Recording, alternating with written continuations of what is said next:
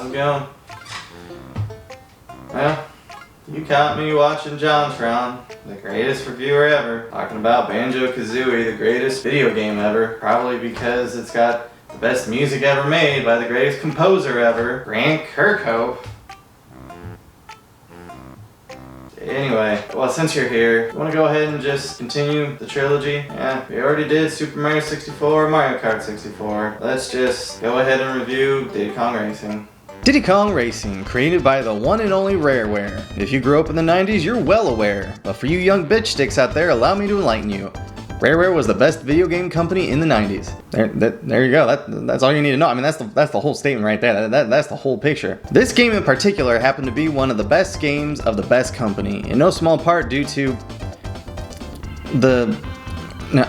No, you know what? No. This has gone on long enough. This platform has been plagued long enough in acknowledging only one person from the Rareware team. It's like... Oh, look at me, I'm JonTron. Come here, Grant Kirkhope, let me suck your dick. Oh, that's good dick. Well, no more. The time of tyranny is over, ladies and gentlefucks. That's right. Allow me to introduce you to the music composer of Diddy Kong Racing, David Wise. Allow me to play some of his fine music, such as the Ancient Lakes theme, the Star City theme,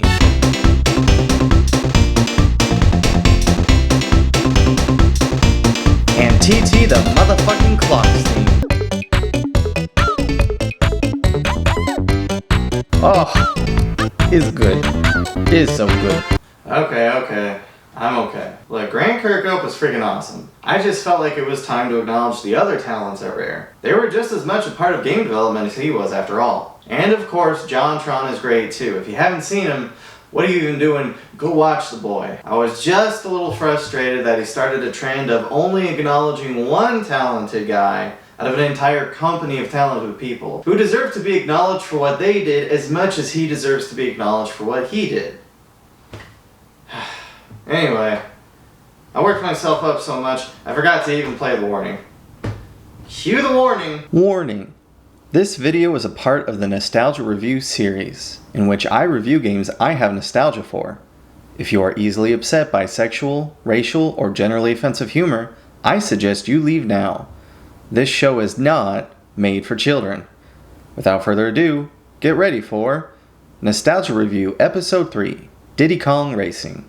Or, How JonTronathan Jafari is a Poopy Pants. So as I was saying, Diddy Kong Racing was made by Rareware, and in the same way that Banjo-Kazooie was a kind of competitor to Mario 64, this was a competitor to Mario Kart 64. Unlike Mario Kart, which was a compilation of circuits, Diddy Kong Racing was an entire world with a story. What is that story, you ask? You've got this island with all kinds of walking, talking, anthropomorphic animals on it. Timbuk Tiger's parents over here have gone on vacation somewhere else, so he races his friends to see who can go in the straightest line 6 beers in. Surprisingly enough, Tipsy Turny the Turtle wins. Unfortunately, Fizdick is upset he wasn't invited and decides to be a little bitch. He turns the guardians of the island into mindless minions, so Tony the Tiger invites Diddly Kid and Banjo the Bear Bum over to kick his ass. Also, Crunch tags along, because why not? I know the plot is, how you say, a batshit's crazy, but I appreciate it. I think the story is actually a favor in Diddy Kong's favor over Mario Kart. Fittingly to having a story, we've also got an overworld, the actual island Timber the Tiger lives on, that goes into 4 different hubs, with each track in that hub fitting a specific theme. You've got Dino Domain with prehistoric themes, Snowflake Mountain with winter/Christmas themes, Sherbet Island with water/beach/lagoon themes, and Dragon Forest with middle-age themes. Just like Mario Kart, Diddy Kong Racing has power-ups. Unlike Mario Kart, instead of having question marks that give you a random power-up, this one gives you different color balloons. Red for missile, blue for boost, green for an oil slick serving the same function as a banana, yellow for a protective shield, and rainbow for a magnet that pulls you closer to the nearest player. Also, each power-up can itself be powered up by grabbing another balloon of the same color, with 3 levels of power in total. So for example, with 1 red balloon, you've got 1 missile.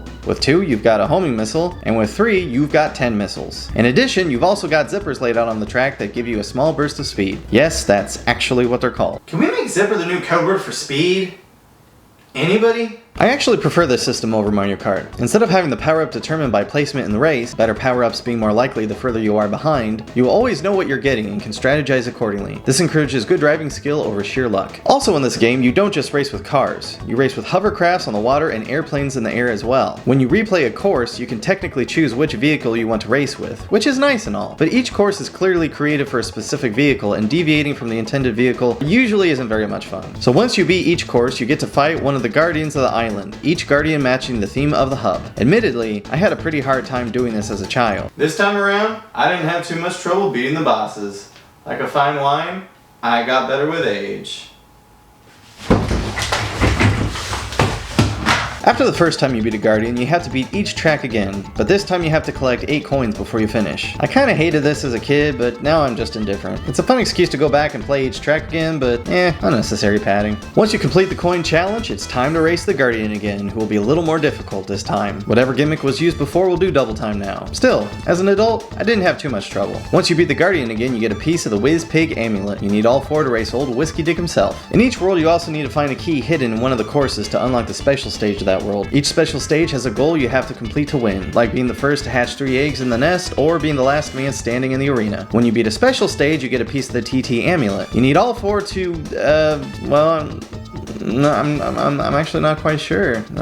Race Titi the Clock, maybe? Oh yeah, by the way, there's a character named Titi the Clock. He lets you activate time trial mode as well as shows you your completion stats. He was my absolute favorite character as a kid. In the 2nd grade I was on a spelling bee team, but only so many kids on the team could go to the actual competition, so we had to use fake names to represent our score in class. I used Titi the Clock as my name. Once you beat all 4 hubs, it's finally time to race Porky the Pig himself. You fly into the mouth of the demon-possessed sentient mountainside like it ain't no thing, and Whizpig swoops down on you like he's about to shove his cock in your ass, but just laughs at you instead. Cock tease. Ain't that just like a bitch? This part of the game is much more difficult. There's no balloons for this boss fight, only the zippers on the track, and you have to hit pretty much everyone successfully if you want to win the race. Of course, as a kid, it took me a long time to figure out the trick of letting go of the A button when you hit the zipper, which causes the exhaust emitter to turn green instead of pink, and you go much faster. It's enough to allow you to make a couple mistakes and still win. And that's it! Once you beat Whiz Dick, he throws a tantrum and leaves. Oh yeah, by the way, there was a magic genie in this game who gives you balloons for winning races. His name is Taj. And everyone gets together on the beach to party, and they all lived happily ever after. And that's Diddy Kong Racing. I have to say, it was quite the ride, no pun intended, but all good things must come to an end. Sorry to break the party, worms, but I had to say goodbye.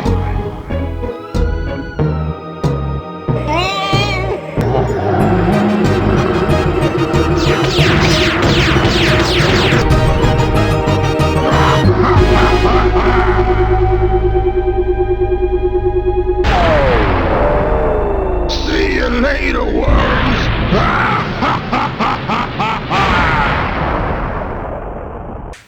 Well, holy shit! That little bitch! He crashed the party! But he's not gonna get away with it. I'm gonna kick his ass.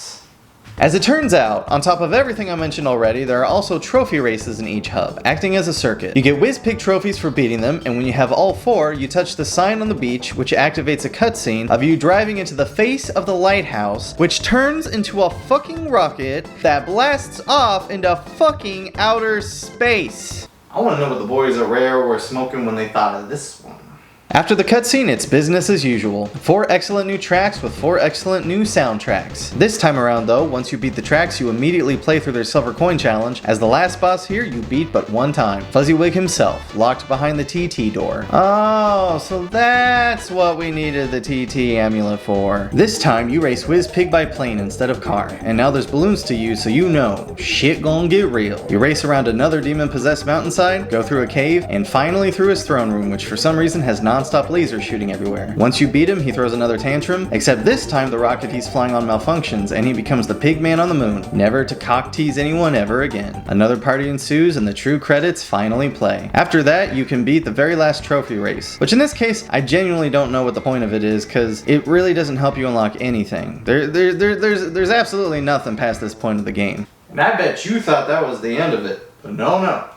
Now it's time to discuss unlockables. Firstly, after you beat Whizpig the first time, a small rooster appears on one of the frogs in the main hub. Squish it and you unlock Drumstick. He's the heaviest and fastest of the bunch so far, so if you can handle him, he's good. Secondly, and most importantly, you can unlock Titi the Clock as a playable character. I was so happy when I found this out, but let me tell you, it's not easy. You've got to play time trial on every single course. If you successfully beat a certain time, the next time you play that course you'll hear Titi say, "Now beat my time." You'll race the ghost of Titi, and god damn does this motherfucker suck balls. I really struggled to beat this guy, but once I did, I finally got to play as my favorite racing character of all time. Finally, after beating Adventure Mode, you unlock Adventure 2. At first this sounds exciting, but unfortunately all it is the same thing except the courses are mirrored. Ooh.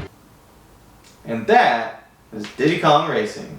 Finishing up this trilogy of kid-pursued, mom-approved games. You know, I didn't get to play as many games as some other kids with less strict standards in the household, but the games that I did get to play, pretty freaking awesome. Playing these 3 games has been a blast from my past. But I was thinking, what if we took a look at some of the games that I wasn't allowed to play growing up? Yeah, alright. Tune in next time to see my very first Forbidden Fruit review. Until then, you guys have a good one. Bye!